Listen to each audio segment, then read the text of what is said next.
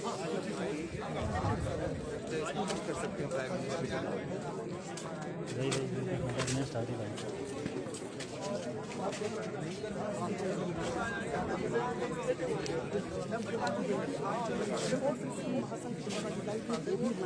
Divya Himachal TV में आपका स्वागत है। लाइव तस्वीरें आप तपोवन विधानसभा से देख रहे हैं। मुख्यमंत्री जयराम ठाकुर जो हैं वो यहाँ पे जो यहाँ के लोग आए हुए अपनी समस्याओं को लेकर उनसे मिल रहे हैं, लोगों की समस्याओं का निपटारा कर रहे हैं। यहाँ पे 1 to 1 जो है वो अभी आप देख पा रहे होंगे वीज़ा बेस यानी आमने सामने जो बात हो रही है उनसे जो है उनकी क्या ग्रीवेंसेस हैं उन सबको पूछा जा रहा है। ये देखिए तस्वीरें आप देख पा रहे होंगे, ये सीधी तस्वीर जो है जहाँ सदन है, सदन के बाहर की है। मुख्यमंत्री जयराम ठाकुर जो है सदन से बाहर आ चुके हैं, जहाँ पर जो है एक करके देखिए लोगों से जो है पूछ रहे हैं और लोगों से बातचीत कर रहे हैं। दिव्यांग पहुँचे हुए हैं आप लोग और ये अलग तस्वीर आप देख पा रहे हैं।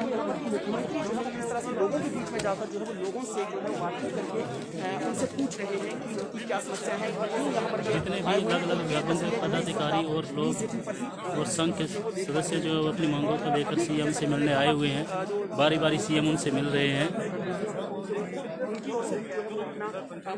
दिव्य हिमाचल टीवी के माध्यम से आप लाइव तस्वीरें इस वक्त तपोवन विधानसभा क्षेत्र देख रहे हैं।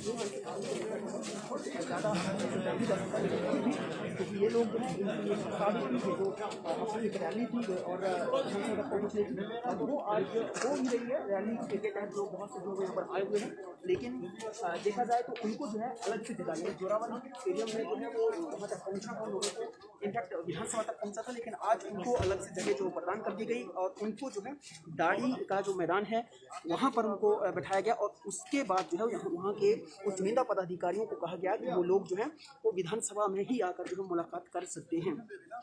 और अभी ये तस्वीरें जो है वो आप देख पा रहे होंगे कि दूसरे भी लोग उनसे मुलाकात के बाद जो है वो दूसरे जो जिनकी ग्रीवेंसेस हैं, जिनकी अपनी समस्याएं हैं, उनको लेकर वो जो लोग हैं यहाँ पर पहुँचे थे। यानी जहाँ पर सदन से जब बाहर निकलते हैं मुख्यमंत्री और उसके बाद जहाँ पर अपने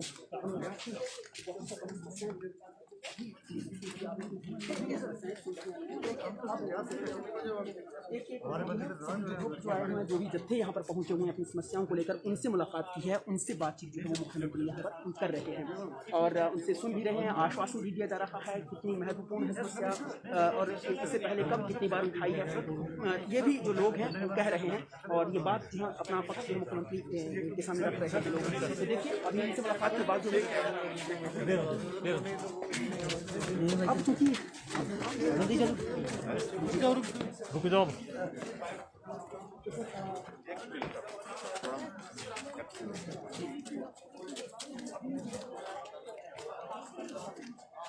इसके बाद जो अभी देखिए सदन अभी चल रहा है और चलो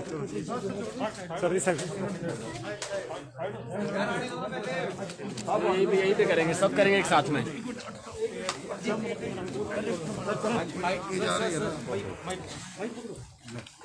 आराम सर, फिलहाल तो यही कि जो एनपीएस वाले हैं जिनकी ओर से एक रैली आज प्रस्तावित थी वो लोग आए थे, आज आपसे भी मिले हैं। फोन नीचे करो। आज जो कर्मचारी हैं जो अपनी मांगों को लेकर के आए थे, विशेष तौर से उनकी मांग ये है कि 2003 से पहले जो ओपीएस थी उसको बहाल किया जाए। मैंने उनकी बात सुनी है सारी, लेकिन इस बात को भी हमको समझना पड़ेगा कि 2003 में अगर ओपीएस लागू की गई थी, आज हमारे कुछ कांग्रेस के विपक्ष के लोग भी इस बात को लेकर के कुछ कहे बिगाए हम सुनते हैं उनको बोलते हुए, उनको इस बात को भी समझना चाहिए कि 2003 में सरकार हिमाचल प्रदेश में कांग्रेस पार्टी और कांग्रेस पार्टी की सरकार ने ओपीएस को खत्म करके नई पेंशन स्कीम की जो है एनपीएस की शुरुआत, और पूरे देश भर में शायद अगर मैं गलत नहीं हूँ शायद पहला राज्य है हिमाचल प्रदेश जहाँ सबसे पहले एनपीएस को स्वीकार किया गया सरकार के द्वारा। और आज इस सारे विषय को लेकर के जो हमारे सामने परिस्थिति आई है, इस बात को हमको समझना पड़ेगा कि उस परिस्थिति के लिए हम दोषी नहीं हैं, लेकिन फिर भी पूरे देश ने एनपीएस को स्वीकार किया है। एक राज्य को छोड़ करके, वेस्ट बंगाल को छोड़ करके पूरे देश के सभी राज्यों में आज की तारीख में न्यू पेंशन स्कीम ही चल रही है। और न्यू पेंशन स्कीम के अंतर्गत जो 2-3 इश्यूज थे, इनका जो शेयर है वो 10 से 14 करना, इनके लिए शेयर करना वो 10 से 14 करना, वो भी हमने किया। 2009 की नोटिफिकेशन के मुताबिक इश्यूज थे जिनकी डेथ हो जाती है, वो भी हमने, डेथ हो जाती है, एक्सीडेंट हो जाता है, उनको भी कवर करने के लिए जेसीसी में मामला उठाया, उसमें हमने उसको स्वीकार किया, मैंने कहा इसको करेंगे। और ग्रेजुएटी की भी बात कहें तो वो भी हमने इनकी जो है वो दी है। 3 चीज़ें हमने की है, लेकिन इसके बावजूद अब बात आगे बढ़ते बढ़ते हम जो सारी चीज़ें करते हैं, अब बात ये आ रही है कि प्रमुख रूप से मांग आ रही है कि अब ओपीएस के लिए बात कह रहे हैं। आज हमने इनकी हमको करनी पड़ेगी। आज की परिस्थिति में प्रदेश की स्थिति में है कि हम ओपीएस के लिए जा सकते हैं। ऐसी चीज़ों को लेकर के एकदम जल्दी में निर्णय करना संभव नहीं है, तो इसलिए थोड़ा हमको इस बात विचार करना। एक ही बात कही है कि हम एक कमेटी कॉन्स्टिट्यूट करेंगे और वो कमेटी सबके पक्ष को, एनपीएस के उस पक्ष को भी सुनेगी और उसके साथ साथ में अपना सरकार का पक्ष भी सुनेगी, सरकार में क्या स्थिति है, और उसके बाद चीजों पर उसके बाद ही विचार करेंगे। चूंकि सर आज 4 विधेयक जो लाए गए हैं सदन में, उसमें से एक लोकायुक्त की नियुक्ति वाला भी एक संशोधन था, उसमें कैसे देखते हैं सर, उससे क्या लाभ जो होने वाला और किस तरह का संशोधन होने? ये लोकायुक्त के सिलसिले में यही है कि आज से पहले लोकायुक्त वही लग सकते थे जो हाई कोर्ट का चीफ जस्टिस रहा हो या तो सुप्रीम कोर्ट का जो है वो जज रहा।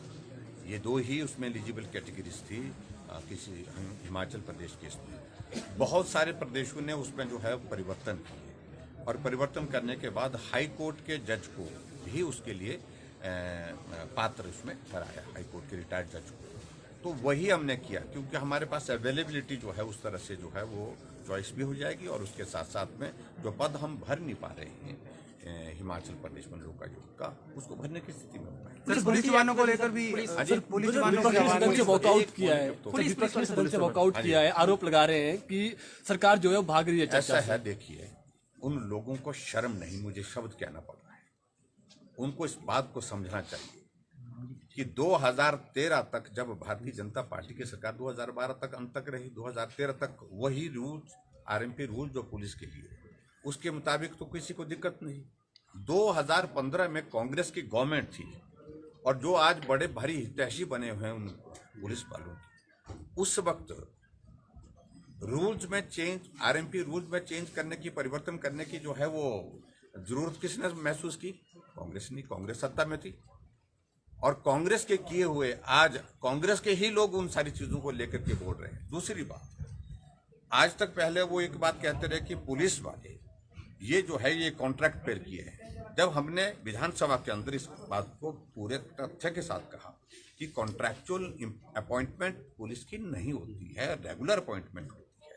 सिर्फ ये बात है कि ये कॉन्ट्रैक्ट जो है वो 8 से दूसरी कैटेगरी का जो है 5 हुआ, 5 से फिर 3 हुआ, 3 के बाद अब इसको नीचे 2 तक लाने की बात हुई। अभी हमने 2 करने के लिए बोला है। इसके कारण जो है 2015 के जो हमारे पुलिस में जो भर्ती हुए लोग हैं, जवान हैं, उनके साथ पूरी संवेदना है। उन्होंने उस वक्त कैलकुलेट नहीं किया था, उन्होंने कभी कल्पना नहीं की थी कि ऐसी भी स्थिति का सामना करना पड़ रहा है। उनके साथ उनके स्थिति ऐसी हो गई कि जो उनके साथ लगे हुए हैं वो उनसे बहुत आगे निकल रहे हैं, उनसे पीछे लगे हुए वो भी आगे निकल रहे हैं। तो ऐसे में पे बैंड का इशू है बेसिकली। तो पे बैंड पर उन्होंने अपना पक्ष रखा है। उसको हम अध्ययन करने के बाद आने वाले समय में जो मदद करने की गुंजाइश जहां जिस तरह से निकल पाएगी उस तरह पर विचार करेंगे। सर विपक्ष ये भी लगातार सवाल उठा रहा है, खैर महंगाई और बेरोजगारी तो अब उनका पुराना जो है वो सवाल हो गया है, लेकिन अब उन्होंने जोड़ दिया कि कर्मचारियों की बहुत सारी समस्या और साथ ही साथ आउटसोर्स वालों को लेकर जो है, देखिए ये समस्या उनकी सरकार के दौरान ही थी क्या? आउटसोर्स उनकी ही सरकार के दौरान जो है वो काफी बड़ी संख्या में लगाए गए हैं। तो इसलिए ये सारी चीजें पूरे देश भर में सभी राज्यों में है। कांग्रेस के शासन में जहाँ सत्ता है, सरकारें हैं, तो वहाँ नहीं चल रही है। आज आप देखते रहते यहाँ तो प्रदर्शन हो रहे हैं, लेकिन वहाँ पर तो उनके टांगे तोड़ दी उनने पुलिस वालों ने, पंजाब में कर्मचारियों की। लेकिन वो कह रहे हैं ना, क्योंकि अभी सरकार आपकी है तो जवाबदेही सिर आपकी फोड़ बनती, तो दिए। आप कह रहे हैं कि सरकार अभी आपकी है तो जवाबदेही आपकी बनती है, आप क्या तो करें? स्वाभाविक रूप से जवाबदेही हमारी है, उसमें इसमें हम मना नहीं कर रहे हैं, लेकिन जो करने की स्थिति में हम होंगे, लेकिन राजनीतिक मकसद से वो कुछ चीजों को उठाने की कोशिश कर रहे हैं, उसमें सफल नहीं होंगे। चलिए बहुत धन्यवाद। तो मुख्यमंत्री जयराम ठाकुर की ओर से देखिए जो भी सवाल किए गए हैं